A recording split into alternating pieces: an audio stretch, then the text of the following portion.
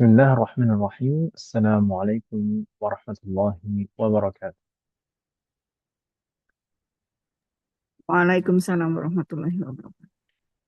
الحمد لله البر Waalaikumsalam الجواد warahmatullahi wabarakatuh. الذي جلت نعمه عن الإحصاء بالأعداد، المان باللطف والإرشاد، الهادي إلى سبيل الرشاد، الموفق للتفقه في الدين، من لطف به واختاره من العباد.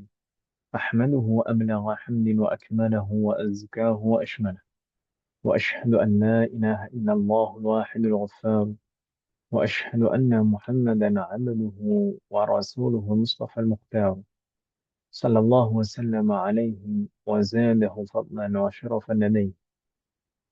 أسأل الله أن يفقهنا في الدين، وأن يعلمنا ما ينفعنا، وأن ينفعنا بما علمنا، وأن يزيدنا علما نافعا وعملا صالحا، إنه ولي ذلك والقادر عليه.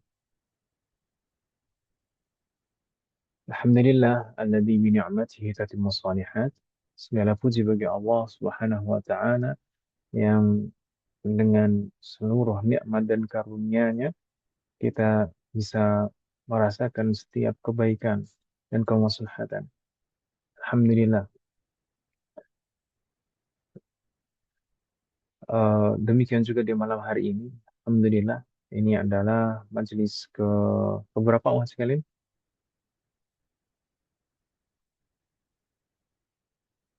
Ini majelis ke-11. Insya Allah tidak lama lagi kita akan menyelesaikan materi kita. Semoga Allah berikan taufik dan kemudahan. Kita bisa belajar sejauh ini tidak lain dan tidak bukan adalah karena taufik dan pertolongan dari Allah Subhanahu wa taala. Nah, maka kita memohon juga kepadanya agar kita diberikan kemudahan dan keberkahan dalam proses belajar kita. Di pertemuan yang lalu, kemarin, Alhamdulillah kita telah selesai membahas zikir sujud, ya kan Ibu Senan? Dan insya Allah malam hari ini kita lanjutkan di pembahasan zikir duduk di antara dua sujud. Namun sebelum kita bahas lafaz-lafaz zikir saat duduk di antara dua sujud, maka setidaknya kita perlu memahami fokus utama, poin utama, nilai utama saat kita duduk di antara dua sujud. Saat kita duduk di antara dua sujud, meskipun di antara para ulama ada yang menjelaskan bahasanya di antara hikmah di sana ada gerakan duduk di antara dua sujud adalah agar ada waktu jeda istirahat dari rangkaian gerakan-gerakan sholat. Namun itu adalah hikmah yang dijelaskan, maksudnya untuk istirahat, duduk itu untuk istirahat, itu adalah hikmah, bukan tujuan utama. Adapun tujuan utama atau eh, nilai utama saat kita duduk di antara dua sujud adalah memohon ampun kepada Allah Subhanahu wa taala. Dan sebisa mungkin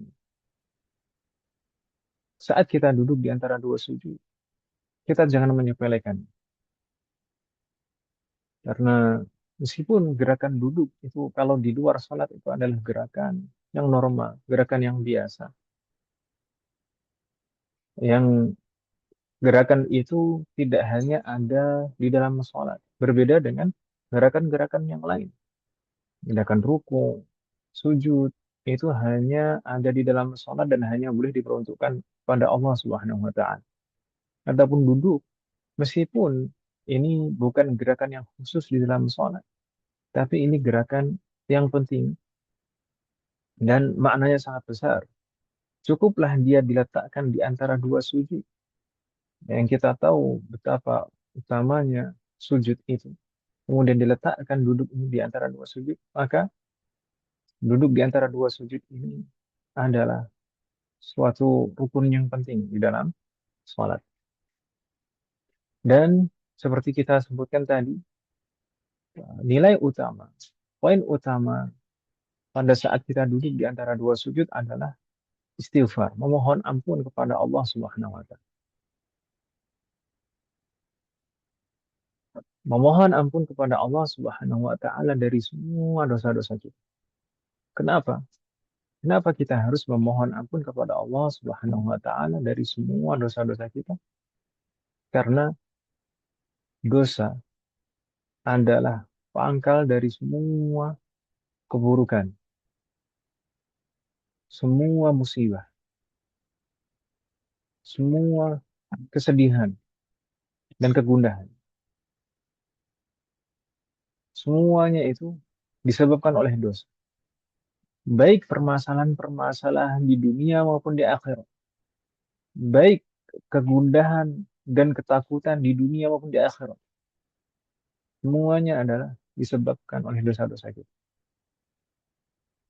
Dan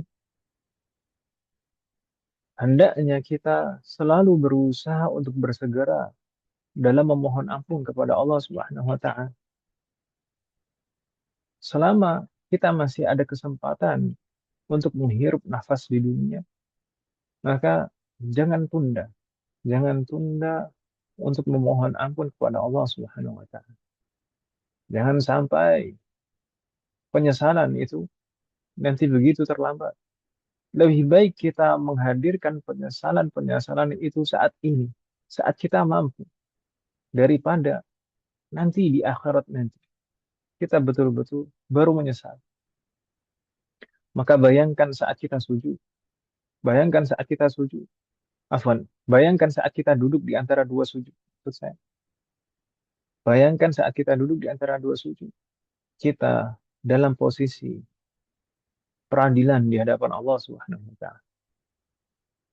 Kita sedang dihadapkan dengan keadilan Allah Subhanahu wa taala. Maka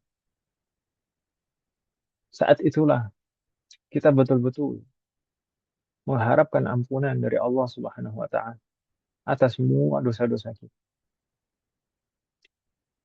Tentu semua dari kita tidak ingin mendapatkan balasan, azab, hukuman, atau musibah dikarenakan dosa-dosa kita. Kita berharap semuanya untuk diampuni. Dan ampunan itu hanya hak Allah Subhanahu wa taala. Hanya Allah yang bisa mengampuni. La yaghfiru dzunuba illallah. Tidak ada yang bisa mengampuni dosa-dosa kita selain Allah Subhanahu wa taala. Kita tentu berharap nanti Allah akan mengampuni semua dosa-dosa kita di akhirat. Kita khawatir semuanya. Kita semuanya khawatir. Allah akan membalas dosa-dosa kita. Masih mending, masih mending kalau misalkan kita dihukum di dunia. Allah menimpakan hukuman, azab, atau musibah di dunia sebagai balasan dari dosa-dosa kita. Itu masih jauh lebih baik daripada kita dibalas di akhirat nanti. Karena setiap balasan dosa di dunia itu berarti keringanan dari balasan, keringanan untuk balasan dosa itu di akhirat nanti. Kalau kita sudah mendapatkan balasan, hukuman dari dosa-dosa kita di dunia, maka balasan di akhirat nanti akan diringankan. Namun, kita semuanya tentu kita semuanya berharap Allah tidak akan mengadab kita, tidak akan menghukum kita. Baik itu di akhirat maupun di dunia. Maka betul-betul hadirkan saat kita duduk gitu, untuk memohon ampun kepada Allah Subhanahu wa taala. Ini adalah poin utama dari duduk di antara dua sujud. Makanya di antara zikir, duduk di antara dua sujud, yang paling sering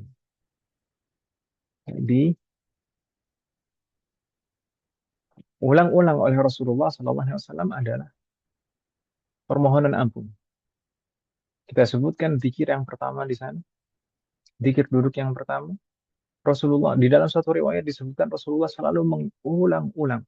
Rasulullah selalu mengulang-ulang Allahumma ufirli, afan, Rabbi ufirli. Allah bisa, Allahumma ufirli, apa? Rabbi ufirli. Rabbi ufirli, Rabbi ufirli, Rabbi ufirli. Tidak hanya dua kali atau tiga kali, namun diulang-ulang. Rabbi ufirli, Rabbi ufirli, Rabbi ufirli. Ya Rabb, wahai Rabb, ampunilah dosa-dosa. Wahai Rabbku, ampunilah dosa-dosa. Dan ini selalu diulang-ulang oleh Rasulullah Sallallahu Alaihi Wasallam. Dan disebutkan di dalam suatu riwayat bahwasanya Rasulullah memanjangkan duduknya sebagaimana beliau memanjangkan sujudnya dan rukuknya. Ini panjangnya hampir sama antara duduk dan sujudnya. Meskipun beberapa ulama berpendapat bahwasanya duduk ini tidak boleh, lamanya tidak boleh melebihi atau menyamai lamanya tasyahud. Tasyahud akhir maksudnya, tasyahud akhir yang merupakan rukun salat. Namun kalau dihitung tetap itu tidak terburu-buru gitu. Kalau dihitung sesuai dengan panjangnya tasyahud akhir, maka juga tidak begitu terburu-buru. Maka hadirkan hati kita saat duduk untuk memohon ampun kepada Allah Subhanahu wa taala. Kemudian untuk zikir yang kedua, kita langsung sambung dengan zikir yang kedua. Sebenarnya untuk zikir yang kedua ini sangat banyak sekali redaksi. Sangat banyak sekali redaksi yang diriwayatkan. Dan setiap redaksi itu ada perbedaan. Baik perbedaan itu secara lafadz memang seperti saya sebutkan di sana ada dua yang lafadz pertama yang di sana diawali Allahumma, sedangkan yang kedua di sana yang bawah di sana diawali dengan Robbi. Naam, ada beberapa riwayat yang menggunakan redaksi Allahumma, ada juga beberapa riwayat yang menggunakan redaksi Robbi.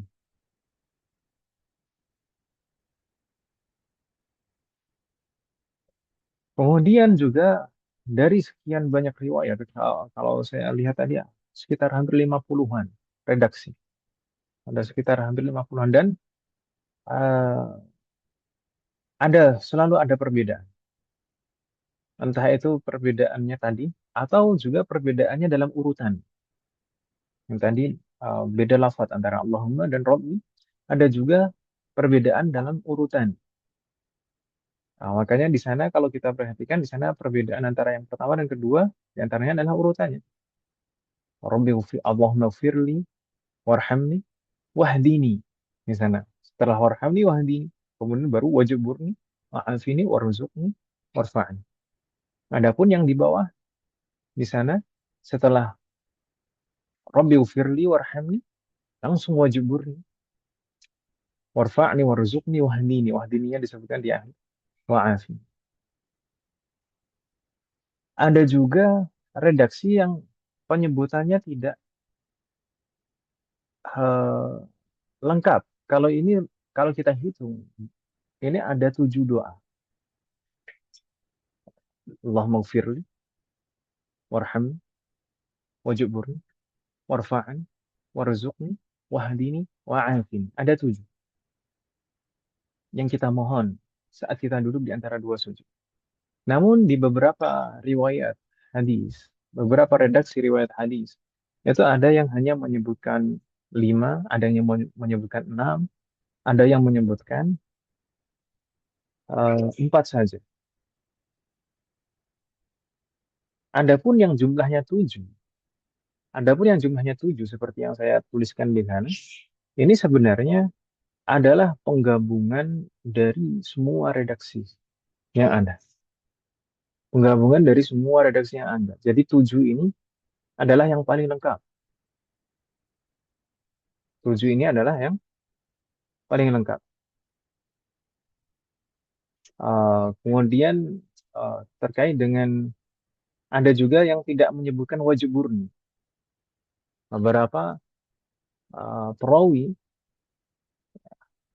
ada yang menyebutkan tidak menyebutkan wajib murni.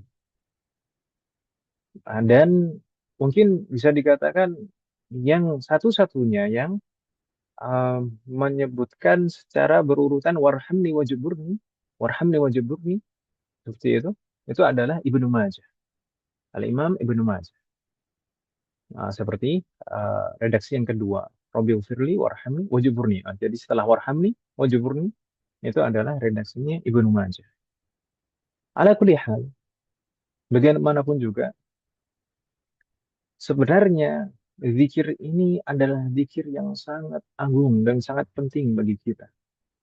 Seandainya, seandainya kita tidak hafal banyak doa, mungkin karena kita gampang lupa, atau hafalan kita lemah, atau kita tidak sempat untuk berdoa dengan doa-doa yang panjang, maka doa ini,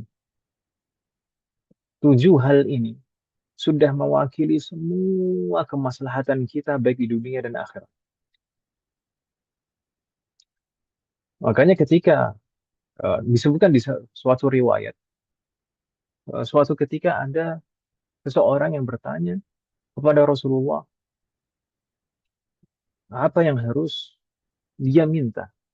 Atau sebenarnya redaksinya adalah dia mengadu kepada Rasulullah, dia tidak bisa menghafal Al-Quran dengan sempurna. Maka sebagai gantinya, ajarkanlah kepadaku lafaz yang bisa menggantikan hafalan Al-Quran. Maka Rasulullah mengajarkan kalimat thayyibah. Subhanallah, alhamdulillah, la ilaha illallah, Allahu akbar. La haula wa la quwata illa billahil aliyil azim. Kemudian sahabat itu bertanya lagi. Ini semuanya adalah kalimat thayyibat yang merupakan hak Allah. Lalu apa yang harus aku ucapkan untuk kemaslahatanku? Maka Rasulullah mengajar di antaranya beberapa lafaz ini.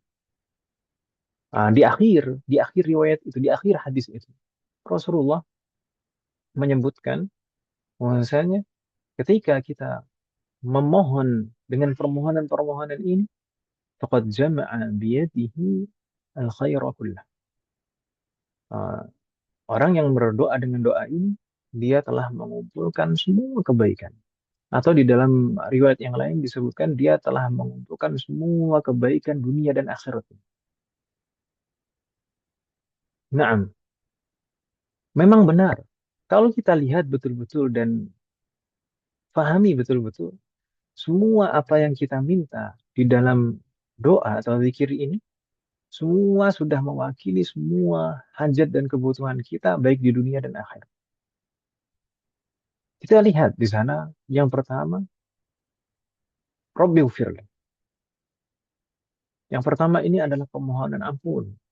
Kita memohon ampun kepada Allah Subhanahu wa taala, kepada Allah Subhanahu wa taala atas semua dosa-dosa kita. Sebagaimana kita sebutkan di awal tadi, kenapa kita harus memohon ampun kepada Allah Subhanahu wa taala? Karena dosa adalah pangkal semua keburukan dan semua musibah, kegundahan, takutan, ketidaknyamanan kita di dunia maupun di akhirat. Maka yang hendaknya kita minta pertama kali adalah permohonan ampun kepada Allah Subhanahu wa taala. Setelah itu warham, permohonan rahmat dari Allah Subhanahu wa taala ini juga mewakili semua kebaikan. Kita selalu membutuhkan rahmat Allah, kasih sayang Allah Subhanahu wa taala baik dalam semua permasalahan dunia apalagi di akhirat nanti. Kita selalu mengharapkan belas kasihan Allah Subhanahu wa taala dalam semua urusan kita, dalam kesehatan kita, dalam melaksanakan ibadah, dalam mengurus keluarga, dalam pekerjaan kita. Demikian juga urusan-urusan akhirat kita sejak kita pertama kali berpisah dengan nyawa kita. Antara jasad dan nyawa kita dipisahkan. Kemudian kita masuk ke dalam liang lahat dan diadili, ditanya di alam barzah oleh kedua malaikat. Di sana kita sangat membutuhkan, baru itu, detik itu, baru detik itu saja kita sudah sangat membutuhkan rahmat dari Allah Subhanahu wa taala. Itu baru permulaan perjalanan akhirat kita. Belum setelahnya, selanjutnya. Nanti ketika masa penantian yang panjang sebelum hari pembangkitan, kemudian dibangkitkan seluruh umat manusia dan dikumpulkan menjadi satu. Ya, di padang mahsyar dalam kondisi yang sangat menegangkan, dalam kondisi yang sangat mencekam. Matahari didekatkan di atas kepala kita hanya satu jengkal. Dalam kondisi yang sangat padat dan sesak, seluruh manusia di dalam satu tempat. Kita menunggu hasil catatan-catatan amal kita. Apakah catatan amal itu nanti akan datang kepada kita dari arah kanan atau dari arah kiri? Kita tentu berharap catatan itu akan datang dari arah kanan kita. Sehingga kita setidaknya merasa lebih tenang di sana. Selanjutnya akan lebih baik.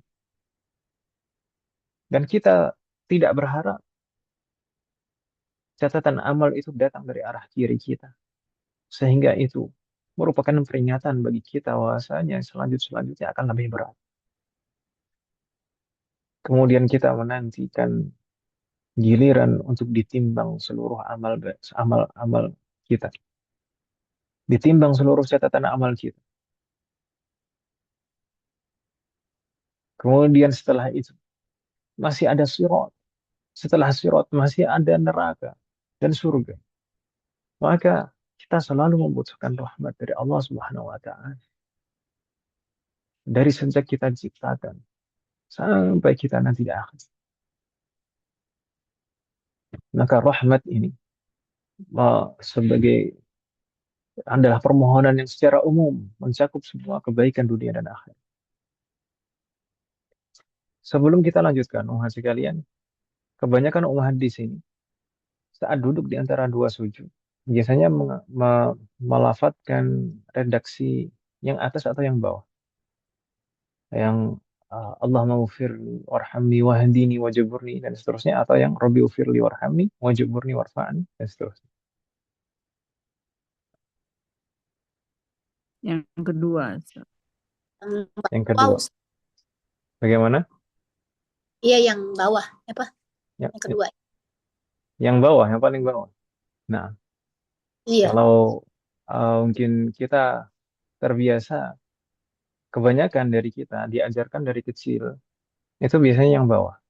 Namun beberapa mungkin yang di tengah perjalanan belajarnya dan mencari hidayah, kemudian ternyata uh, menjumpai beberapa kitab, dan di kitab itu seperti kitab Hisnul Muslim misalkan, maka redaksinya yang digunakan adalah redaksi yang atas. Allah maghfirli warhamni wahdini wajiburni wa'afini warzuqni warfa'ni. Uh, dan mungkin tidak ada salahnya kalau kita mengingatkan. Terkadang berbeda redaksi seperti itu bukan berarti yang satu yang paling benar dan yang lain salah. Tidak. Kenyataannya sama-sama benar dan sama-sama ada riwayatnya.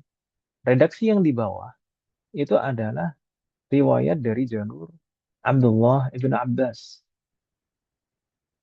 Redaksinya seperti itu. Uh, Disebutkan dituturkan oleh sahabat Abdullah bin Abbas, "Bittu 'inda khalati Maimunah." Qala, "Fantabaha Rasulullah sallallahu alaihi wasallam min al-lail, fadzakara al-hadits. Qala, thumma raka'a. Qala, fara'aituhu qala, thumma na'am. Qala fi ruku'ihi. فرأيته قال في ركوعه سبحان ربي العظيم ثم رفع رأسه فحمد الله ما شاء أن يحمده قال ثم سجد قال فكان يقول في سجوده سبحان ربي الأعلى قال ثم رفع رأسه قال فكان يقول فيما بين سجدتين ربي اغفر وارحمني وجبرني وارفعني وارزقني واهدني.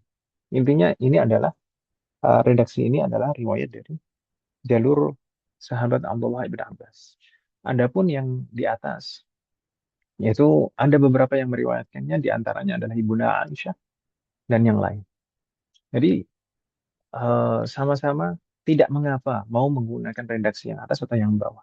Jangan misalkan karena kita mempelajari dan menggunakan selalu membaca satu redaksi, kemudian kalau mendengar orang lain membaca redaksi yang berbeda, kemudian kita anggap salah.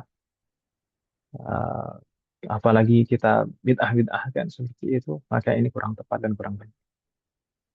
Eh, karena pada dasarnya seseorang kalau semakin luas belajarnya, semakin banyak belajar, itu juga semakin lapang dada. Karena pada hakikatnya ternyata semuanya didasari dengan dalil. Bukan dalil itu bukan dimonopoli oleh satu kelompok saja. Semoga Allah memberikan taufik kepada kita semua. Amin. Ustadz, Nah, nah, jadinya baca yang mana aja nggak apa-apa di antara ini. Yang penting kan ada dalilnya gitu ya Ustadz. semuanya ada dalilnya. Semuanya ada dalil. Nah, redaksi yang atas itu di antaranya yang meriwayatkan adalah Ibunda Aisyah, sedangkan yang bawah itu sahabat Abdullah bin Abbas. Gitu ya. Hmm. Maksudnya nggak ada yang lebih apa ya? Maksudnya yang paling jumhur atau Afdaliyah gitu. apalah gitu. Enggak, enggak ada. Kalau di dalam Nggak. mazhab Syafi'i memang kebanyakan menggunakan redaksi yang di bawah, yang dari sahabat Abdullah bin Abbas. Gitu ya. Iya Ustadz, jadinya maksudnya apa namanya? Iya udah, nggak apa-apa Ustadz. Dah, itu aja. Gimana, Om? Iya nggak apa-apa Tapi Ustadz. tapi Saya soalnya jumlahnya ganti bingung hal dari kecil kan itu ya, nggak maksudnya apa-apa, nggak apa-apa. agak-agak Nggak apa. iya. Saya sendiri juga kadang-kadang ya kadang-kadang menggunakan atas, kadang-kadang menggunakan bawah. Nih. Kadang-kadang kalau kalau nggak diusahakan untuk mau baca yang mana gitu, kadang-kadang juga uh, lisan itu jalan sendiri aja tanpa sadar gitu Iya, kan. iya Ah, maka benar-benar. maka harus dihadirkan, gitu. Dihadirkan makna itu di dalam hati, supaya kita juga betul-betul mendapatkan apa yang kita mohon di sana. Atau penambahan jamil. Tapi dari semua riwayat itu kalau dikumpulkan secara lengkap itu tujuh ini, tujuh. Yang kita minta saat duduk di antara dua sujud ini ada tujuh. Uh, ada mungkin di antara kita ada yang menambahkan di belakangnya setelah wa'af ini wa'fu anni. Ada hati kalian? Iya, iya benar itu. Iya ada Ustaz. Lagi Ini mau wafu tanya saya. ani. Baru mau Adapun tanya. tambahan baru mau tanya. Oh iya, nggak Adapun ada ya. Di sini nggak nggak ada. apa-apa, sebenarnya nggak apa-apa, nggak masalah. Tapi saya tidak menuliskan di sini kenapa? Karena sebenarnya itu bukan dari riwayat hadis. Tapi sebenarnya nggak masalah. Lalu dari mana asalnya? Yang banyak sekali yang menjelaskan dan menyebutkan bahwasanya yang pertama menambahkan itu adalah Al-Imam Al-Ghazali. Al-Imam Oh, Al-Ghazali menambahkan setelah wa'afin wa'fu anni. Karena memang seringkali kita memohon itu setelah di antara al-afiyah, al-afu. Al-afu wal-afiyah itu dua-duanya itu biasanya selalu beriringan bersamaan kan. Nasallallahu al-afwa wal-afiyah biasanya kan gitu. Makanya di sana wa'afini wa'fu anni. Tapi nanti akan kita bahas juga insya Allah apa perbedaan antara al-afu dan al-maghfirah. Wafaqna Allah jami'an. Jadi nggak apa-apa ya Ustadz. Iya, iya, saya baru ingat Tidak mas, tindakannya. oh ya tidak masalah, Oke, tidak oke. masalah. Maksud saya gini, doa ini kan sebenarnya doa, ini kan Iya, Ibu Sunan. heeh, heeh. Maka sebenarnya doa itu babnya sangat luas sekali. Doa, maka doa kebaikan apapun itu boleh kita mohon dari Allah Subhanahu wa taala. Iya, iya. Sebagaimana saat sujud, kita boleh memperbanyak doa apapun yang baik, kan ya. Maka Mm-mm. saat duduk di antara dua sujud, itu juga boleh kita menambahkan doa-doa. Yang penting pertama dengan bahasa Arab, kemudian yang kedua nanti tidak lebih panjang dari tasyahud akhir gitu, ya. Ya. Subhanallah, jamil. Ya Ustadz. Subhanallah. Nah,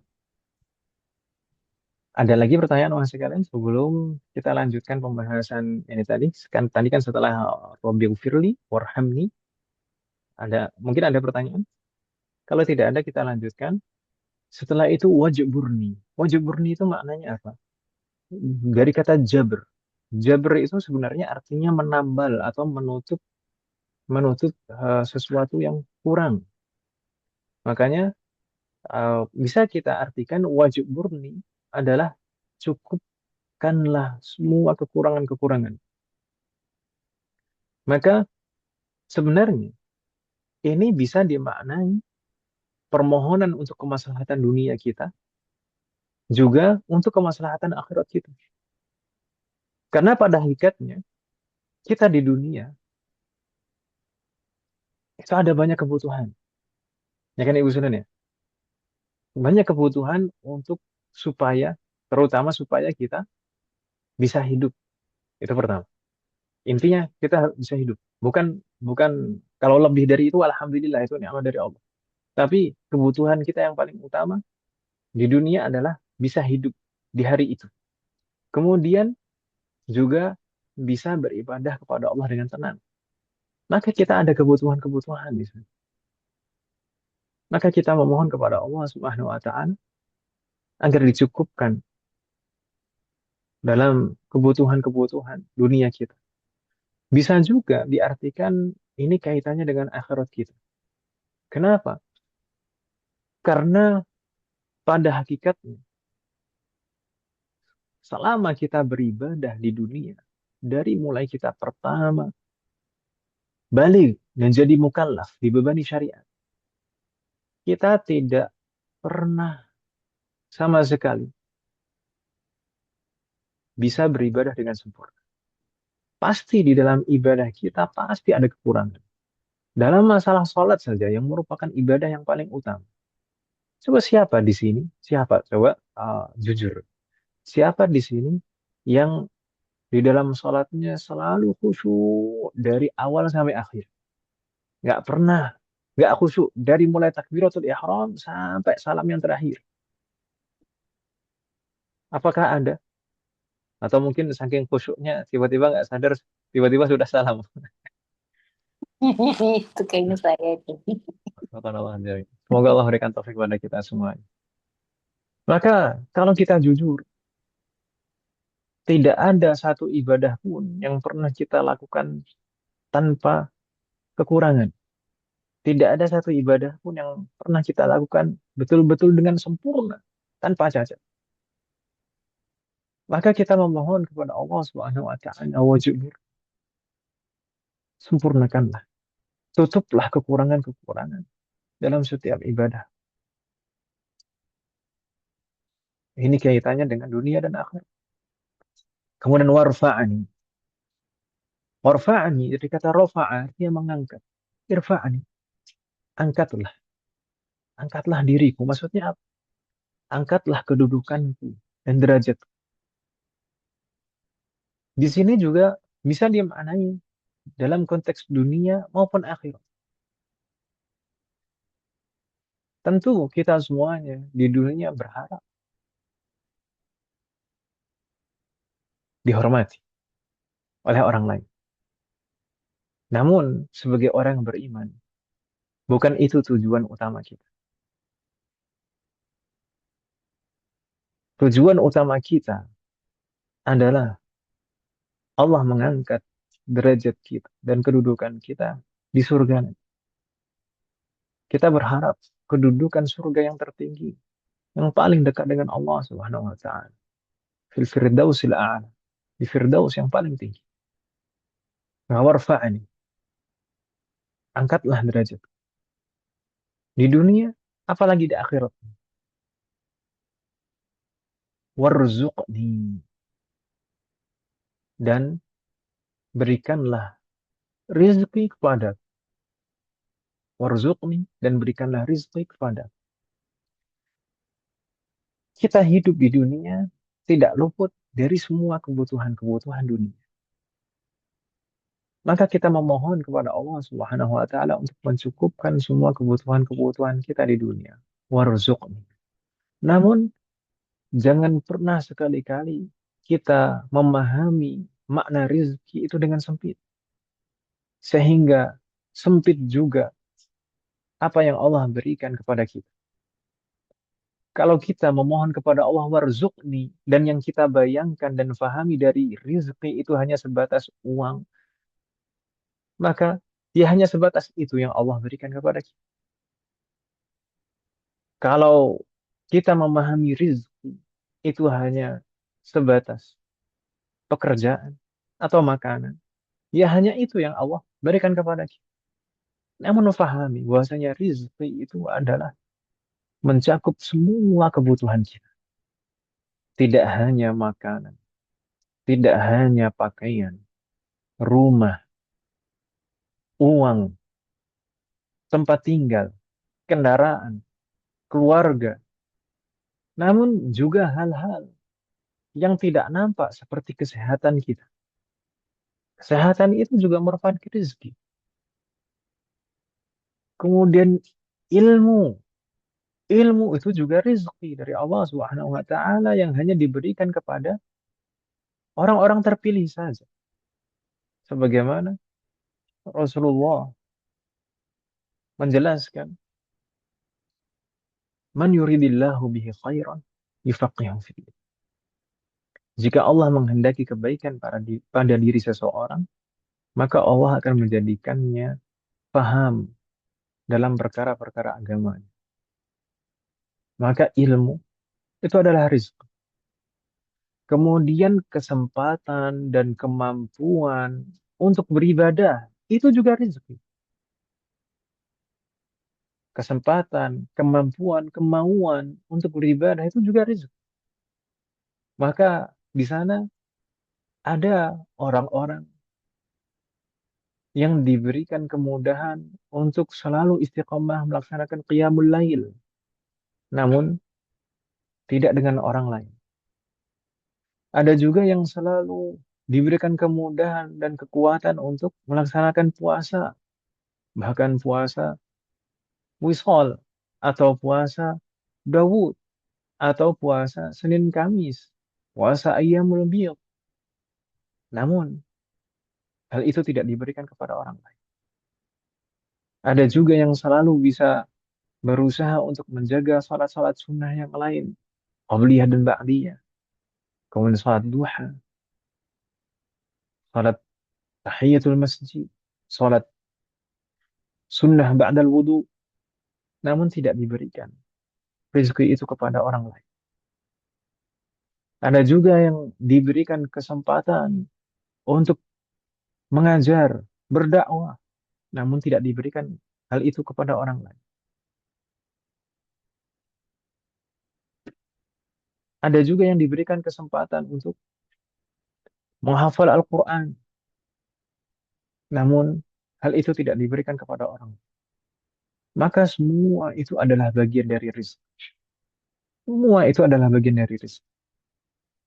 Rizki itu tidak hanya hal-hal fisik yang kita bisa tangkap dengan indera kita, tapi mencakup semua kemaslahatan hidup kita di dunia dan akhirat. Itu semuanya adalah murni rizki dari Allah Subhanahu wa taala yang hanya Allah yang bisa memberikan. Maka kita memohon di sini warzuqan. Wahdini. Berikutnya kita memohon hidayah. Ini kita sudah pernah membahasnya ketika kita membahas surat Al-Fatihah. Ihdina. Maka hidayah itu mencakup hidayah apa saja. Dan ada berapa macam hidayah. Maka kita semuanya tidak pernah tidak butuh kepada hidayah. Kita semuanya butuh hidayah. Kita semuanya miskin dan selalu membutuhkan hidayah dari Allah Subhanahu wa taala. Berikutnya yang terakhir wa'afini. Wa'afini, afiyah itu artinya adalah perlindungan. Perlindungan ini mencakup memohon kesehatan, memohon terhindar dari musibah-musibah. Wa'afini, lindungilah diri. Maka ini menyangkut kemaslahatan dunia. Dan kalau misalkan ditambahkan wa'fu anni, al-afu, dari kata al-afu. Al-afu itu artinya, kalau diartikan secara simpel di dalam bahasa kita, al-afu artinya maaf. Maaf atau ampunan. Tapi mungkin ada pertanyaan. Di awal kita memohon ampun Allah maghfirli. Ilfir di sana, redaksinya maghfirah. Maghfirah itu kalau diartikan di dalam bahasa kita ampunan juga. Sedangkan wa'fu anni juga artinya kalau diartikan dalam bahasa kita ampunilah diri. Tapi apakah ada perbedaan antara maghfirah dan al-afu? Mungkin ada yang bisa menjawab Mas sekalian.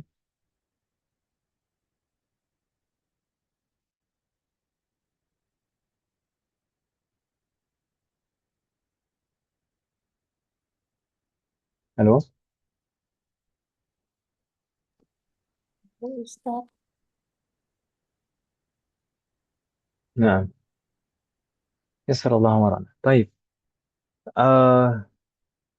Terkadang redaksi-redaksi saat kita memohon ampun kepada Allah Subhanahu wa taala bisa menggunakan Allah maghfir atau Rabbighfir. Astaghfirullah. Itu memohon maghfirah.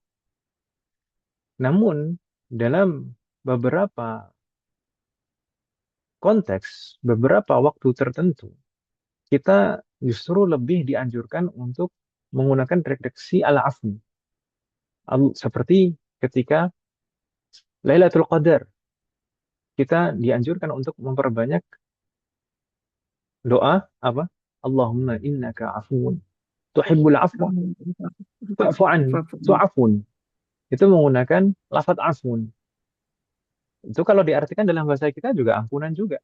Namun apakah sebenarnya ada perbedaan? Iya, sebenarnya ada perbedaan antara keduanya. Meskipun na'am, maghfirah atau ghafara yaghfiru itu biasanya hanya digunakan oleh Allah Subhanahu wa taala. Hanya dari Allah Subhanahu wa taala itu maghfirah. Sedangkan afa ya'fu, afun itu kata kerja ini bisa digunakan oleh manusia juga. Makanya kita kalau minta maaf dengan bahasa Arab biasanya kita bilang afwan, gitu kan Ibu Senin. Maksudnya astaghfu minka afwan, saya minta maaf. Tapi dari segi makna yang lebih jauh, afa ya'fu itu artinya adalah mengampuni dosa dengan disertai menghapus semua catatan. Menghapus semua catatan-catatan keburukan.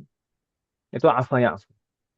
Naam, tidak mengadab dan disertai dengan menghapus semua catatan keburukan. Itu afa ya'fu.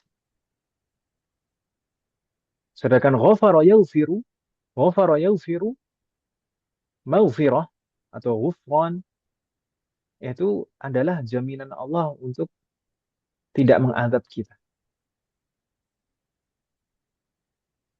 Atau dengan kata lain, Allah maghfir, ya Allah, jangan mengadab diriku. Kalau wa'fu, Allahumma afu anni. Allahumma afu anni. Maka itu artinya adalah uh, ampunilah diriku dan hapuslah semua catatan-catatan keburukan dariku. Bisa difahami maksud saya? Masih kalian bingung tidak? Paham Ustaz. Iya, Paham. kurang lebih. Bagaimana? Jadi Ya dua-duanya paham Ustaz. itu merupakan ampunan. Tapi kalau afa ya'fu itu disertai dengan menghapus semua catatan keburukan. Kalau Iya. ghafara yaghfiru itu adalah jaminan untuk Allah tidak adab kita. Atau jadi kalau misalkan seluruh catatan keburukan itu dihapus, pasti juga tidak akan ada Hukuman apa? hukuman sahih. Tidak akan Azab. ada hukuman kalau naam sahih, tidak akan diadab. Wafaqqanallahu jami'an. Mm-mm. Oh, pemutihan ya. Pemutihan. Kalau bahasa bahasa Samsat, ya. Iya, pemutihan pajak Ustaz. Wafaqqanallahu jami'an. Ada pertanyaan sekalian? Ustaz, kalau Tidak ada? dibacanya eh, saya baru sadar ternyata saya selama ini dibalik bacanya. Yang mana? Yang mana? Enggak yang wajiburni, habis wajiburni saya langsung warzukni terus warfa'ni. Aduh, ya ini yang benar ternyata. Sebenarnya kalau maupun dibolak-balik pun nggak apa-apa, Om. Nggak masalah. Itu kan Karena doa ya Ustaz ya. ya semuanya itu kan permohonan.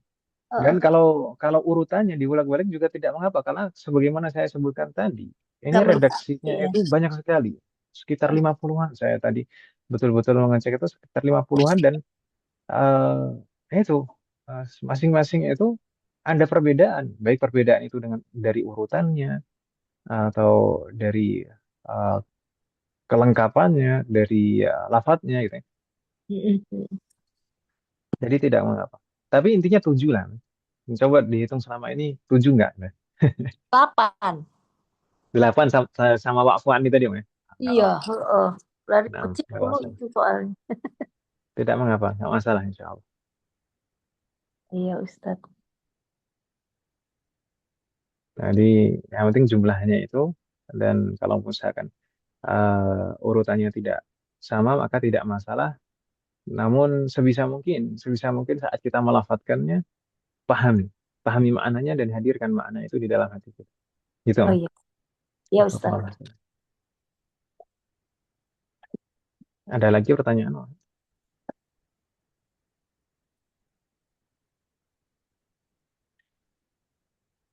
Kalau tidak ada, maka kita lanjutkan, Om, sekalian ke pembahasan berikutnya, yaitu tasyahud. Tasyahud ini juga merupakan rukun yang sangat utama.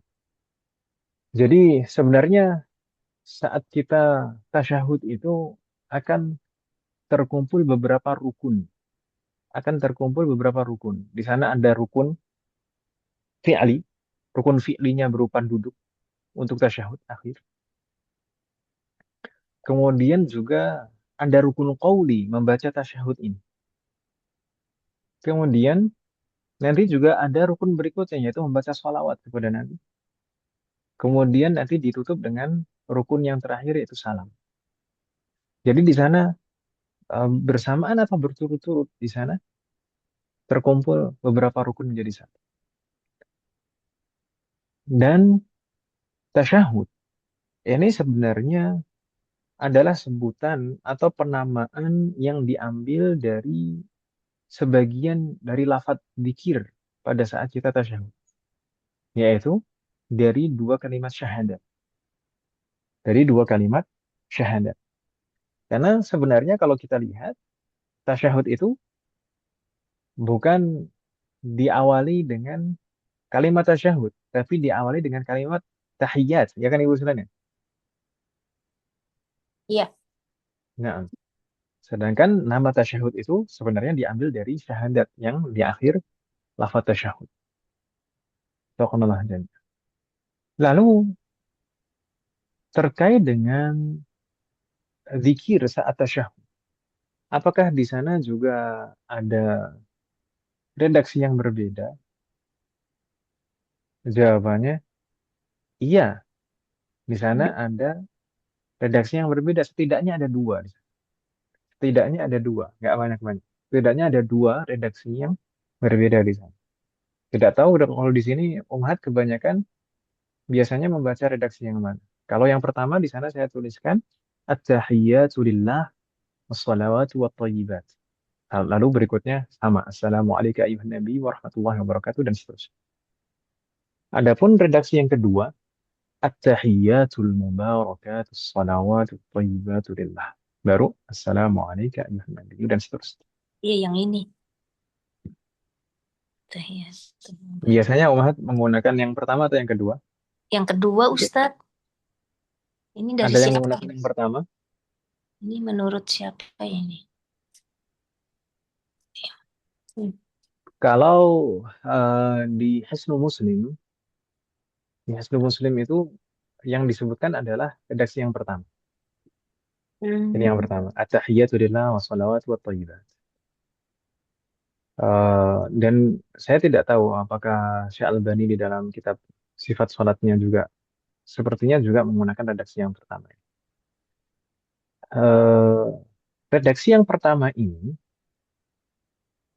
diriwayatkan oleh Al-Imam Al-Bukhari dan Al-Imam Muslim. Kedua-duanya meriwayatkan redaksi yang pertama ini dan dari jalur Abdullah bin Mas'ud.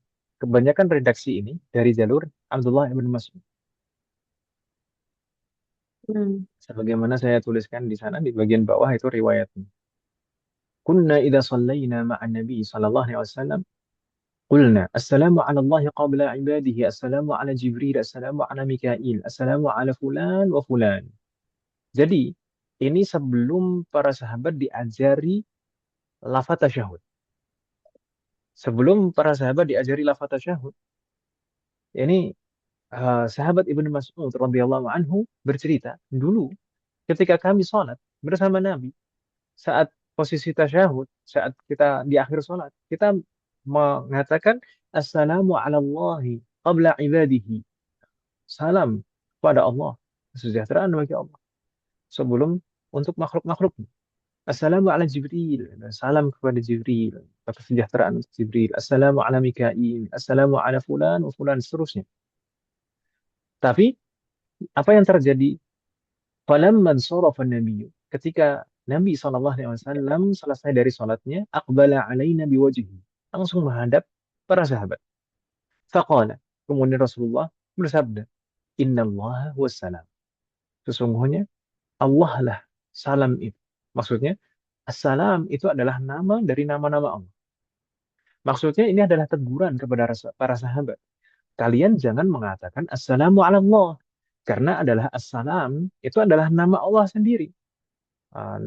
Jadi kurang tepat kalau dikatakan assalamu ala Allah. Karena assalam pada hakikatnya adalah Allah itu sendiri. Gitu ya.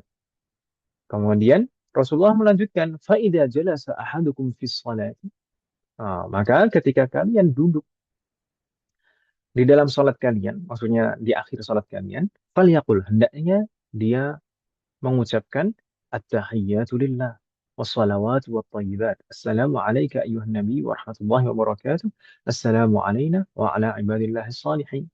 فإنه إذا قال ذلك أصاب كل عبد صالح في السماء والأرض. Kemudian dilanjutkan asyhadu an la ilaha illallah wa asyhadu anna Muhammadan abduhu wa rasuluh. ثم تخير ba'du min al-kalami ma syaa. Kemudian setelah itu terserah mau doa dengan doa apa. Ini riwayat Al-Imam Al-Bukhari dan Al-Imam Muslim dari jalur sahabat siapa tadi? Sahabat Ibnu Mas'ud. Abdullah Ibn Mas'ud. Begitu ya misalnya. Adapun redaksi yang kedua, ini diriwayatkan oleh Al-Imam Muslim. Al-Imam Bukhari tidak meriwayatkan redaksi yang kedua ini. Al-Imam Muslim meriwayatkan dengan redaksi ini di hadis yang berbeda. Kalau tadi hadis nomor 402, kalau yang ini Al-Imam Muslim meriwayatkannya di hadis berikutnya, di hadis 403. Dari jalur Abdullah ibn Abbas. Kalau tadi Abdullah ibn Mas'ud, ini dari Abdullah ibn Abbas. Yaitu Abdullah ibn Abbas menuturkan, radhiyallahu anhu, kana Rasulullah sallallahu alaihi wasallam yu'allimuna at-tashahhuda kama yu'allimuna as-surata minal Qur'an. Dahulu Rasulullah sallallahu alaihi wasallam mengajarkan kepada kami tasyahud sebagaimana atau seperti beliau mengajarkan kepada kita surat-surat Al-Qur'an. Jadi maksudnya ditalqin seperti itu dan diawasi betul-betul oleh Rasulullah. Maka lafadznya adalah at-tahiyyatul mubarakatus salawatut thayyibatu lillah. Assalamu alayka ayyuhan nabiy wa rahmatullahi wa barakatuh. Assalamu alayna wa ala ibadillahis salihin. Asyhadu an la ilaha illallah wa asyhadu anna Muhammadar Rasulullah. Nah, ini yang diriwayatkan dari jalur sahabat Abdullah ibn Abbas. Gitu ya usilannya. Jadi di sini juga maka jangan heran atau jangan uh, merasa aneh atau juga jangan menyalahkan kalau misalkan kita menjumpai orang yang membaca redaksi tasyahudnya berbeda dengan kita. Kalau kita mungkin kebanyakan dari kita saat kita kecil diajarkan dengan redaksi yang kedua ini. Tapi mungkin sebagaimana tadi lafaz dzikir duduk di antara dua sujud itu dalam proses belajar kadang-kadang orang menemukan kitab atau buku yang mengajarkan dengan zikir yang lain akhirnya langsung berubah total ini. Seperti di dalam Hisnul Muslim itu menggunakan redaksi yang pertama, demikian juga Syekh Albani, Faqanul Hasan. Tapi sebenarnya sama, dua-duanya boleh, dua-duanya betul berdasarkan riwayat yang sahih keduanya. Gitu ya usulnya. Faqanul Hasan. Mungkin perbedaan yang paling mencolok antara riwayat yang pertama dan yang kedua adalah di yang riwayat yang pertama tidak ada lafaz al-mubarakat. Sedangkan di kedua ada. Kemudian urutannya di sini at-tahiyatul mubarakatus shalawatut thayyibatu lillah. Kalau yang di awal at-tahiyatu lillah wassalawatu wathayyibat. Gitu kan? Wafaqanallah jami'an. Ada pertanyaan masih kalian sebelum kita bahas terkait dengan maknanya? Richard. Tidak ada pertanyaan? Wafaqanallah jami'an. Baik.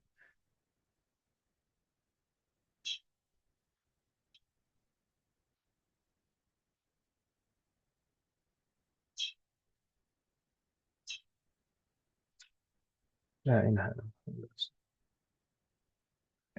Naam, lafaz tasyahud atau zikir tasyahud ini dimulai dengan lafaz at-tahiyyat.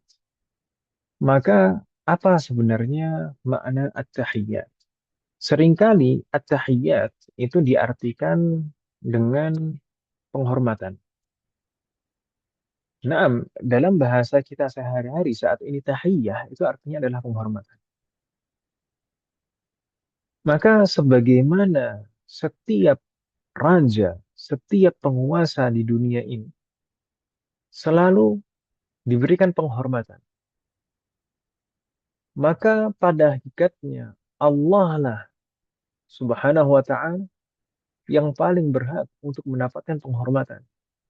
Karena penguasa yang hakiki, yang mutlak, yang sebenarnya adalah Allah Subhanahu wa taala.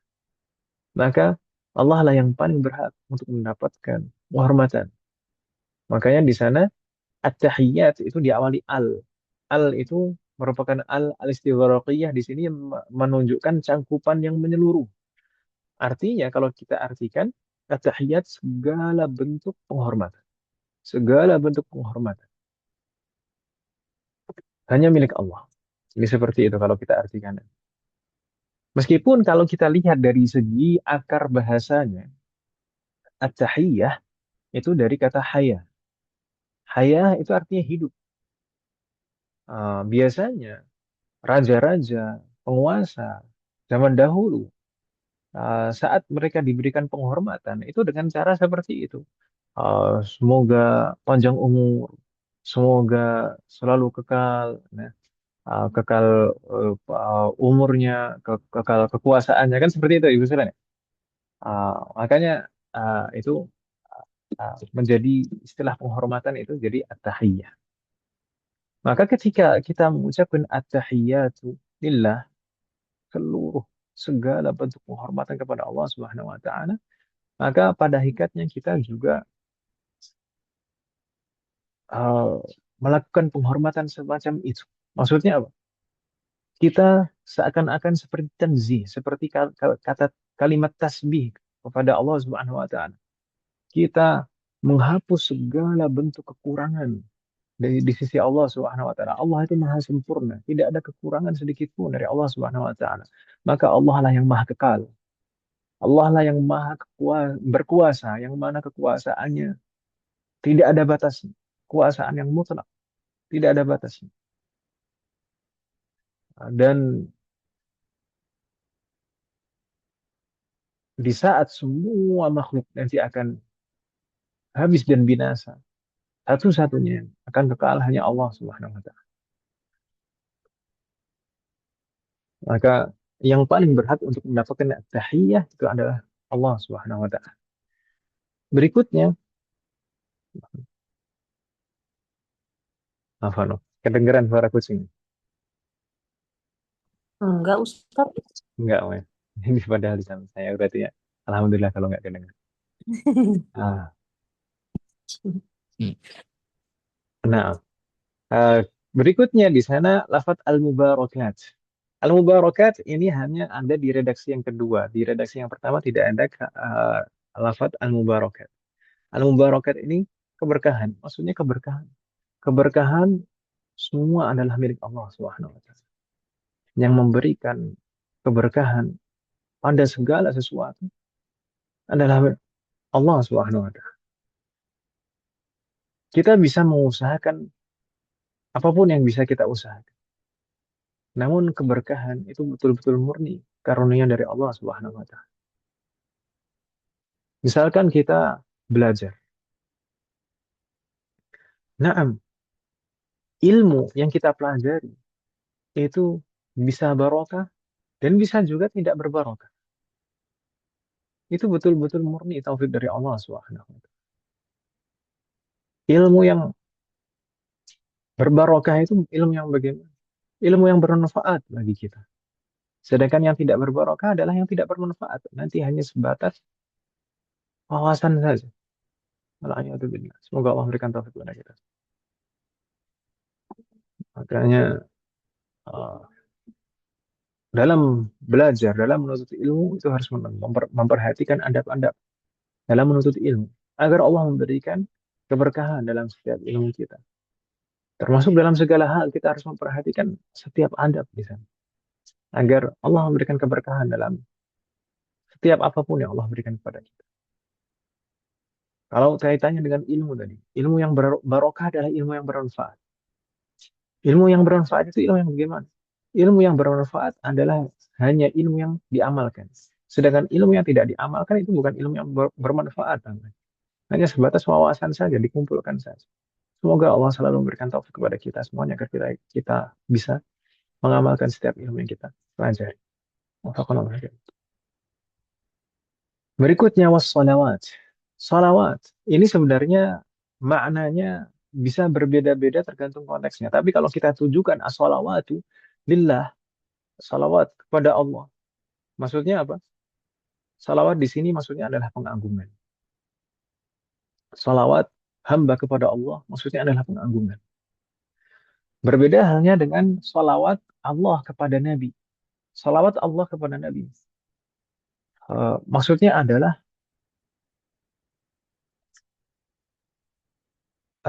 ar-rahmatu al-muqtarinatu bita'zim. Rahmat yang disertai dengan pengagungan, pengangkatan, mengangkat derajat. Rahmat yang disertai dengan pengagungan.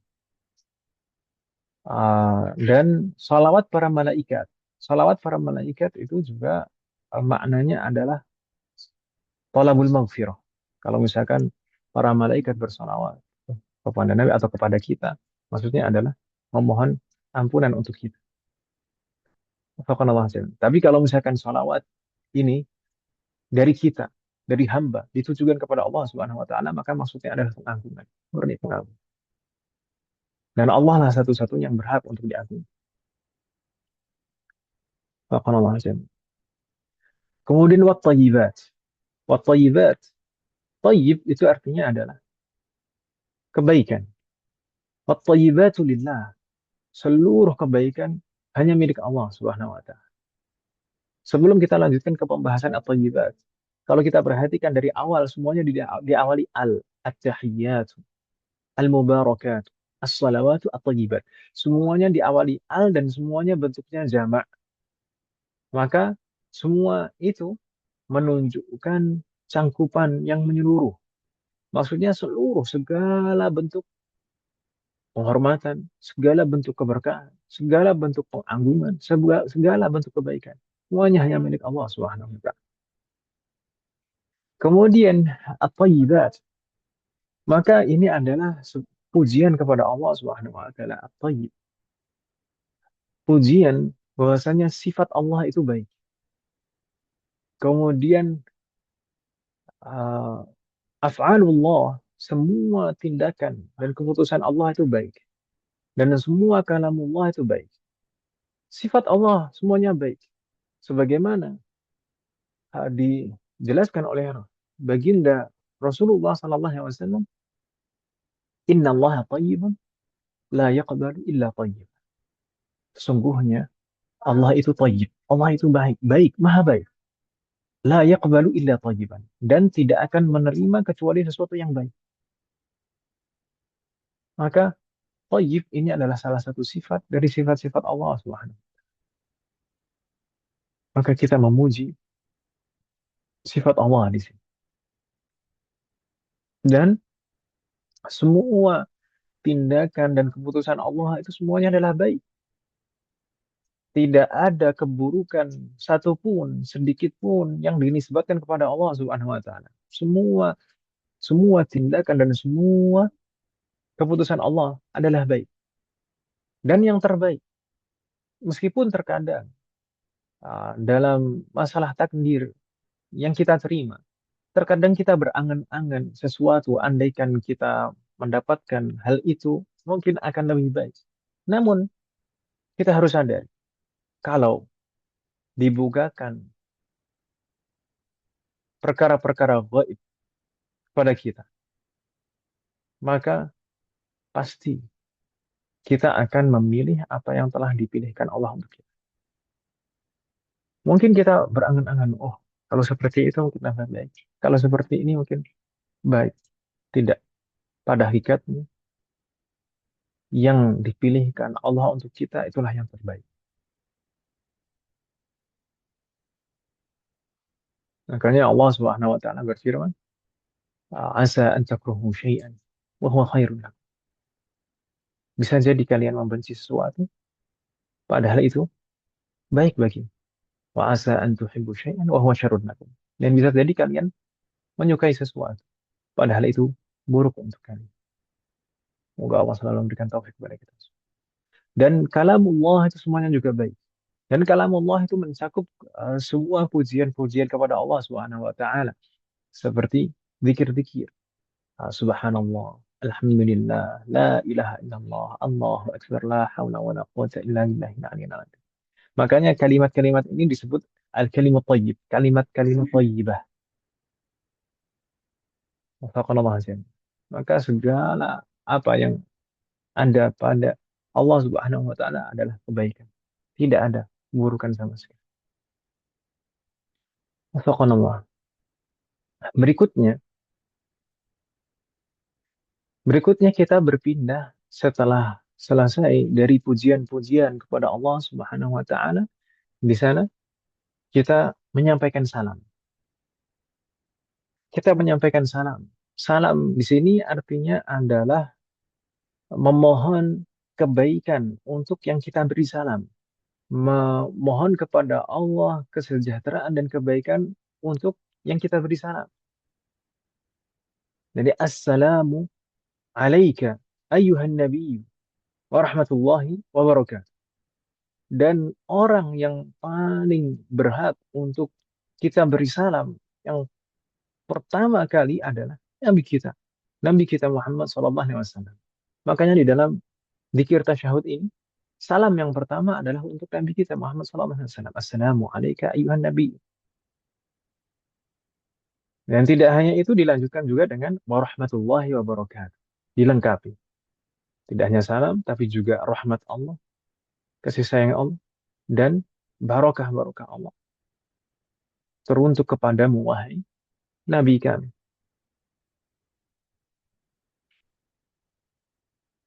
Nabi kita, baginda Muhammad sallallahu alaihi wasallam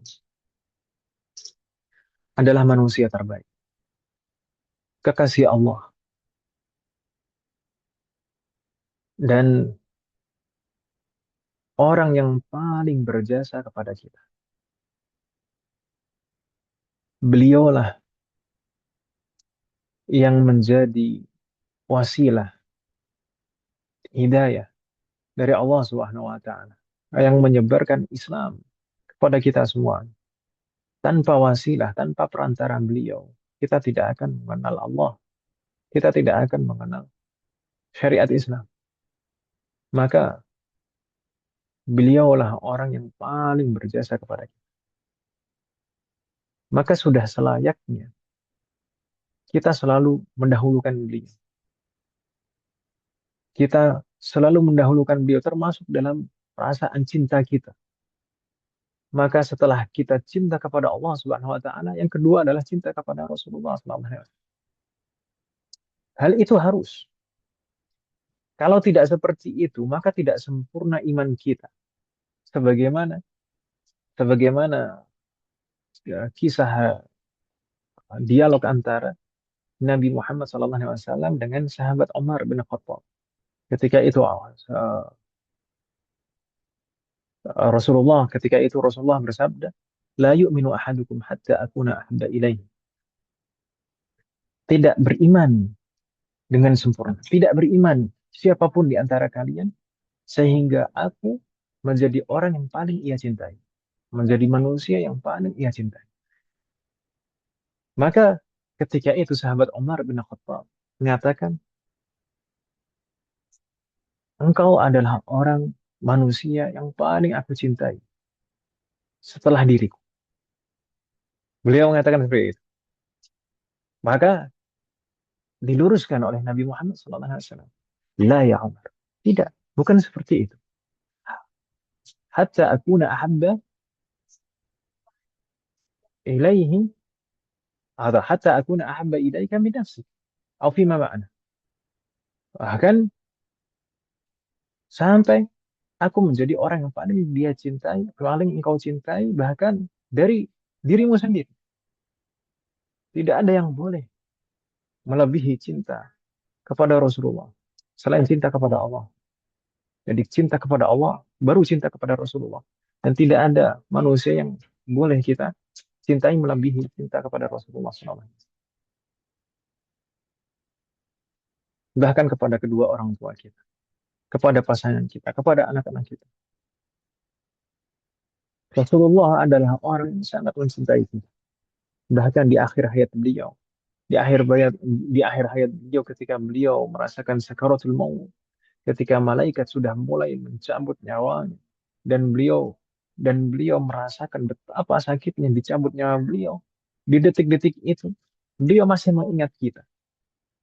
Ummati, ummati, ummati, duhai umat, duhai umat.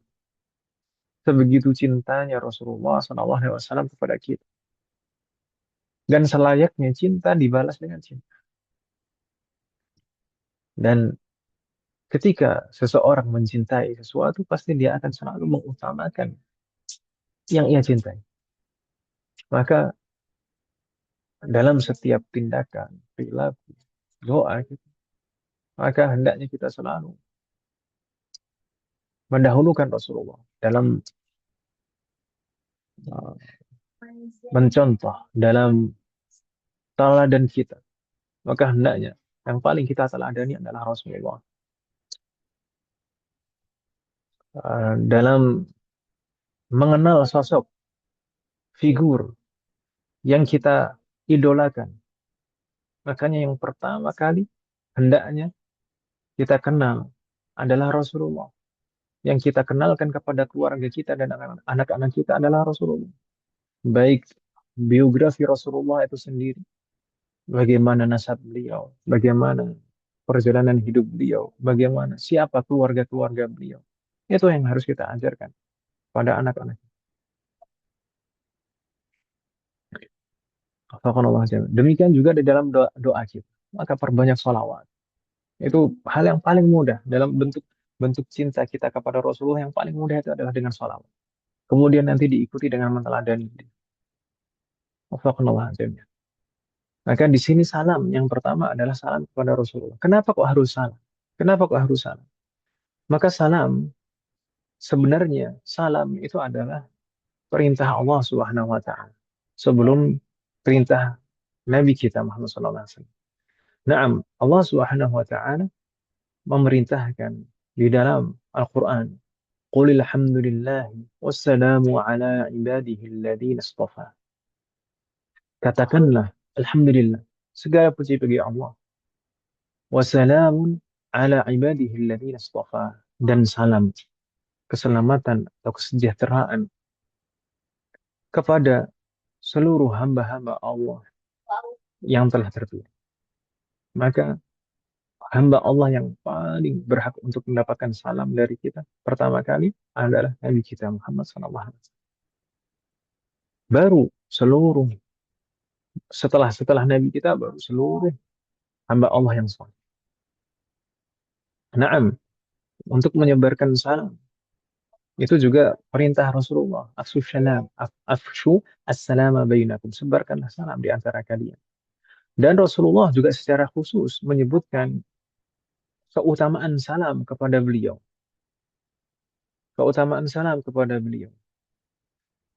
Ma min ahadin yusallimu alayya illa raddallahu alayya ruhi hatta arudda alaihi salam. Tidaklah seorang pun mengucapkan salam kepadaku, melainkan Allah akan mengirimkan salam itu kepadaku, sehingga aku membalas salam itu. Jadi salam kita itu akan sampai dan didengar langsung oleh Rasulullah. Dan Rasulullah akan menjawab. Maka di dalam salawat kita, yang lebih baik tidak hanya Allahumma salli ala sayyidina Muhammad, misalnya seperti itu. Sallallahu ala Muhammad. Tidak hanya cukup, ikuti juga dengan salam. Allahumma salli ala sayyidina Muhammad wa ala ali sayyidina Muhammad. Wa barik ala, dan seterusnya. Ada wasallim. Biasanya kalau di akhir kunut itu wabarik wasallim, wabarik wasallim di akhir seperti itu. Dan wabaraka wasallam, wabarik wasallim, disertai dengan keberkahan dan salam. Allahumma salli wasallim. Ya Allah, sampaikanlah salawat dan salam. Tidak hanya sallallahu ala Muhammad, tidak seperti itu. Allahumma na'am. Allahumma salli ala Muhammad, tidak hanya seperti itu, tapi Allahumma salli wasallim. Itu lebih baik. Wafaqanallah jami'an. Naam. Berikutnya, salamun atau assalamu alaina. Boleh. Boleh nakirah, boleh ma'rifah di sini. Boleh salamun alaina, boleh assalamu alaina. Ini alaina itu artinya adalah keselamatan atau kesejahteraan untuk kami atau kepada kami, bagi kami. Maka di sana dhamir yang digunakan, kata ganti yang digunakan juga bentuk jamak. Dan hikmahnya sebagaimana kita sebutkan sebelum-sebelum, kita beribadah kepada Allah itu tidak sendiri. Dan kita juga tidak egois dalam mengharapkan kebaikan. Kita tidak hanya mengharapkan kebaikan untuk diri kita sendiri, tapi juga untuk semua hamba Allah yang baik, yang soleh. Makanya diikuti juga setelahnya wa ala ibadillahis salihin.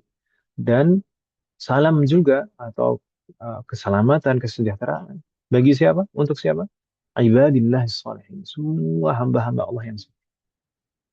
Dan diriwayatkan di sana, di riwayat yang sebelumnya tadi, ketika kita mengatakan assalamu alayna wa ala ibadillahis salihin, fa innahu idza qala dzalik, jika seseorang mengatakan hal itu, asaba kulla 'abdin salihin fis sama'i wal ard, maka dia akan ucapan ini, doa ini akan mencakup semua hamba Allah yang soleh, baik di langit maupun di bumi. Karena hamba Allah itu pada hakikatnya di seluruh alam semesta. Tidak hanya manusia yang ada di permukaan bumi, tapi seluruh makhluk Allah, hamba Allah yang soleh, akan mendapatkan doa ini. Maka niatkan itu, hadirkan makna itu di dalam tasyahud kita. Kita mendoakan untuk Rasulullah. Kita mendoakan untuk diri kita sendiri dan seluruh hamba Allah yang soleh. Berikutnya, zikir tasyahud itu diakhiri dengan dua kalimat syahadat. Asyhadu an la ilaha illallah wa asyhadu anna Muhammadar Rasul. Maka ini hikmahnya sangat besar sekali. Kita perlu sadari. Syahadat bersaksi bahwasanya tidak ada ilah, tidak ada sesembahan yang berhak untuk disembah selain Allah. Dan Nabi Muhammad adalah utusan Allah. Ini adalah kewajiban yang paling pertama bagi umat manusia. Seseorang yang ingin memeluk agama Islam, maka harus mengucapkan dua kalimat syahadat. Setelah mengucapkan dengan lisannya, maka dia harus berusaha untuk memahami maknanya dan mengamalkan konsekuensi-konsekuensinya. Dan kita di dalam sholat juga masih diwajibkan untuk mengucapkan dua kalimat syahadat untuk mengingatkan kita bahwasanya sholat pada hakikatnya adalah bagian dari konsekuensi syahadat itu. Nah, saat kita mengatakan asyhadu an la ilaha illallah wa asyhadu anna Muhammadar Rasulullah, maka konsekuensi dari dua kalimat syahadat itu adalah kita menjalankan syariat Allah. Kita taat kepada Allah sebagai ilah, sebagai khaliq, sebagai malik, sebagai Rabb, dan taat kepada Rasulullah yang telah menyampaikan seluruh syariat. Maka salat ini bagian dari konsekuensi dua kalimat syahadat. Dan dua kalimat syahadat ini adalah selain kewajiban kita pertama kali di dunia,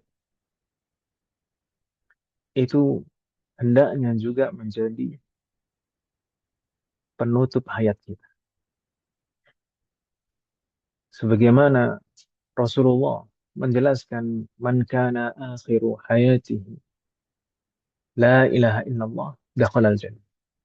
Siapapun yang akhir hayatnya ditutup dengan kalimat la ilaha illallah, maka dijamin dia akan masuk surga. Maka seakan-akan ini menjadi pengingat. Pengingat ini adalah kewajiban pertama kita, dan sholat ini adalah konsekuensi dari dua kalimat syahadat itu.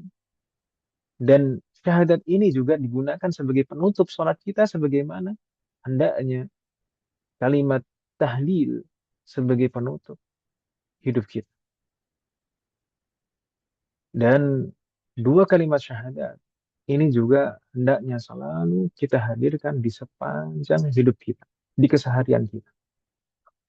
Makanya di setiap panggilan adzan dan iqamah itu selalu dikumandangkan dua kalimat syahadat sebagai pengingat kedudukan kita.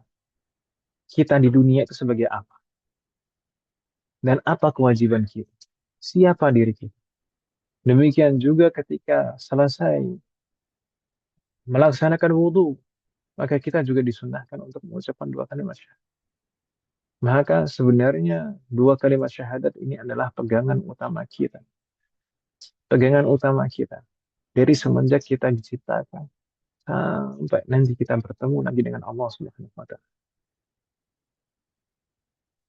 Terkait dengan makna dua kalimat syahadat secara rinci, ini sebenarnya pernah kita bahas di Majelis Mudarosah saat kita membahas akidah. Mungkin tidak kita perpanjang di sini karena juga waktunya kita sudah habis. Nanti semoga Allah memberikan taufik dan kemudahan. Saya juga ada rencana mungkin suatu saat nanti kita bisa ada majelis akidah dasar gitu. Akidah dasar, kewajiban-kewajiban utama setiap muslim dalam perkara akidah. Apa yang harus dilakukan, apa yang harus difahami dalam perkara-perkara yang dasar mungkin dalam sekitar 10 pertemuan. Semoga bisa kita selesaikan. Wafaqqanallahu azim. Ada pertanyaan masih kami sebelum kita tutup? Apaan Ustadz, kalau di luar ini boleh nggak tentang puasa Zulhijjah? Bagaimana? Om? Silakan. eh, saya baca ya, ya lah pokoknya tentang yang puasa tarwiyah itu loh Ustadz. Nah, Kalau se- apa benar? Jadi kita kalau itu nggak boleh niatnya nggak boleh puasa tarwiyah, tapi kalau mau niatin puasa Zulhijjah itu 10 hari pertama. Yang benar gimana ya Ustadz? Jadinya ini katanya bid'ah katanya. Hah, saya jadi kaget, saya bingung saya jadinya. itulah seperti saya bilang tadi, ini seperti kasus-kasus dikir-dikir dalam sholat. Kadang-kadang orang menyangka dan mengklaim, wah ini bid'ah, ini nggak benar. Karena mungkin ya memang hanya sebatas itu ya, yang dipelajari selama ini. Tapi nggak apa-apa, kita maklumi saja. Terkait dengan tarwiyah, tarwiyah itu sebenarnya istilah memang penamaan. Kalau penamaan ini memang tidak disebutkan di dalam riwayat penamaan tarwiyah. Hanya saja para ulama beristihad terkait dengan penamaan ini. Namun bukan berarti puasa di tanggal 8 itu menjadi perkara yang bid'ah. Tidak, tidak. Gitu ya. Dan para ulama juga menganjurkan puasa tanggal 8 itu bukan secara khusus tanggal 8, tapi uh, keutamaannya mengikuti keutamaan tanggal 9. Jadi puasa Tarwiyah dan Arafah kan itu, pasangannya kan itu. Iya. Jadi yang lebih utama itu tidak hanya Arafah, puasa Arafah, tapi juga disertai dengan puasa di tanggal 8-nya yang disebut oleh para ulama dengan puasa Tarwiyah. Tarwiyah itu cuma penamaan saja. Kalau Dan di antara alasannya sebagaimana kita pernah bahas di Majelis Mudarasah, tanggal Iya, 8 itu sebagai bentuk berkah. antisipasi itu di Hmm. antara hikmah ini. Iya, iya, iya, Ustadz. Iya, tapi perkara niatnya emang nggak masalah apa gimana? Apa maksudnya itu kita jadikan sebagai saya niat berpuasa di bulan Zulhijjah atau saya berniat jadi katanya yang kesalahannya itu bukan masalah letak puasanya tapi niatnya gitu loh Ustadz. Tidak masalah, niat itu kan yang penting niat yang sah kan gitu kan. Niat yang Heeh. mujzi. Jadi sebagaimana kita pelajari di fikih puasa sebelumnya, niat puasa itu sebenarnya itu lebih simpel daripada niat sholat. Niat sholat itu harus ada tiga minimal atau empat yang harus kita hadirkan di dalam hati. Dua apa? Kalau misalkan kalau misalkan niat puasa bahkan kalau misalkan puasanya sunnah, itu hanya satu hal yang kita hadirkan di dalam hati itu sudah sah. Saya niat puasa sudah gitu saja. Itu sudah sah. Nawa itu sauma. Itu sudah sah. Iya. Tanpa harus dirinci. Tanpa harus dirinci. Bahkan puasa Arafah atau puasa sunnah-sunnah yang lain, itu kalau tidak dirinci itu juga sudah sah. Berbeda dengan puasa Ramadan, itu memang harus ada setidaknya dua nawa itu sauma Ramadan. Sama. Harus harus ada puasa Ramadan gitu ya. Gitu ya. Iya. Uh, Hmm. Waktu itu ada dua yang dihadirkan. Tapi kalau puasa sunnah apapun, itu saya niat puasa begitu saja, itu sudah sah semua. Gitu. Kalau mau dirinci pun juga tidak salah selama itu memang tidak disengaja untuk salah gitu. Iya, Misalkan iya, iya.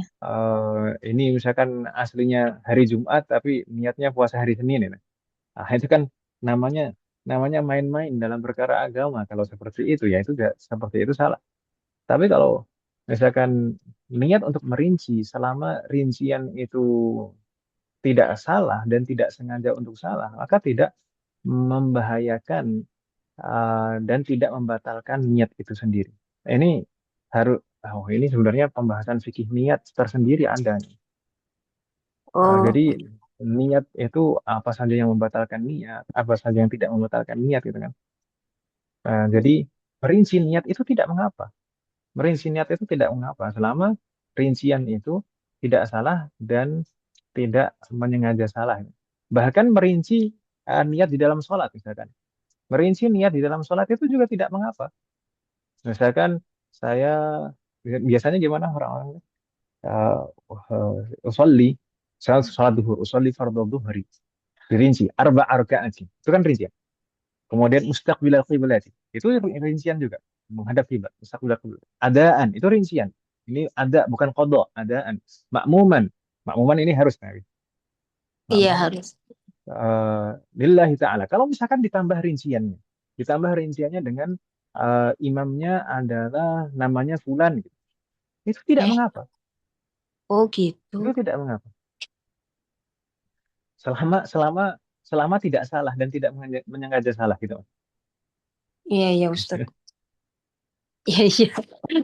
Saya iya baru baca kemarin jadi makanya perasaan kemarin kan kita Senin baru ngebahas ini gitu loh. Saya Ya. oh ya itu. Terus kalau misalnya nanti puasanya ada yang gini, kan Ustadz kemarin maaf ya kalau saya salah menangkap. Yang kemarin Gimana? Ustadz bilang puasa yang paling afdol 9 hari itu 9 hari Naam, di awal naam Zulhijjah ya. dari tanggal 1. Dari tanggal Satu 1 sampai tanggal sampai 9. Oke. iya. Oke, kalau misalnya yang paling ini at least 9 Zulhijjah itu udah yang paling minim gitu ya Ustadz ya. Ya, itu paling minimal sebisa mungkin tanggal 9-nya jangan terlewat lah kalau misalkan nggak bisa dari tanggal 1 atau memperbanyak dari tanggal 1 gitu. Oh iya ya Ustadz, ya Ya, Ustadz. apa. Ustadz mau nanya Nah, Ustadz. gimana? Saya nggak tahu apakah ini udah dibahas di eh, pas materi sujud. Eh, karena saya belum sempat ngikutin yang untuk sujud. Itu pada sujud terakhir itu kadang ada tambahan bacaan yang dianjurkan. Walaupun itu bukan bukan bacaan bukan termasuk bacaan sholat. Itu memang karena bilang bahwa itu sebetulnya tidak tidak ada yang seperti itu atau ada yang bilang boleh tapi harus tidak boleh pakai bahasa bahasa kita gitu, tetap pakai bahasa Arab. Kalau misalnya pakai bahasa kita cukup di dalam hati.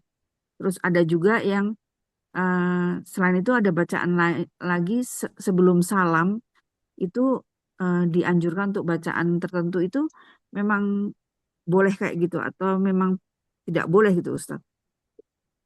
Semoga Allah memberikan taufik kepada kita semuanya. Jazakallahu khairan katsiran. Naam. Kemarin kita membahas sujud itu kemarin, Mas. Naam. Maka sujud itu maknanya ada beberapa makna terkandung di sana. Ada 6 makna. Dan di antara makna sujud itu adalah doa. Doa. Sebagaimana Rasulullah bersabda, "Aqrabu ma yakunu baina 'abdi wa rabbih wa huwa sajid. Fa'aktsiru minad du'a." Atau fima ma'na. Uh, Posisi seorang hamba paling dekat dengan Rabb-nya adalah saat dia sujud. Maka perbanyaklah doa di dalam. Maka Hmm. tidak mengapa kalau misalkan setelah dikir-dikir sujud, itu kita tambahkan doa-doa yang baik. Baik doa itu untuk kemaslahatan kita sendiri di dunia maupun akhirat. Baik juga untuk orang lain, untuk orang-orang di sekeliling kita, orang-orang di sekitar kita, untuk negara kita, untuk semua umat muslim, Hmm. itu tidak mengapa, nggak masalah. Karena memang justru memang dianjurkan di sana untuk memperbanyak doa saat sujud. Hanya saja kalau di dalam madzhab Syafi'i memang doa itu harus dengan bahasa. Gitu, kan? Iya.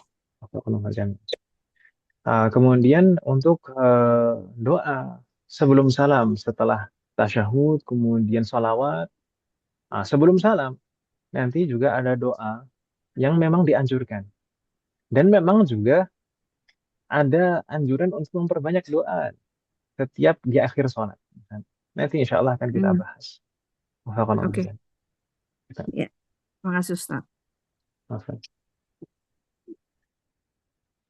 Ada lagi pertanyaan? Hmm.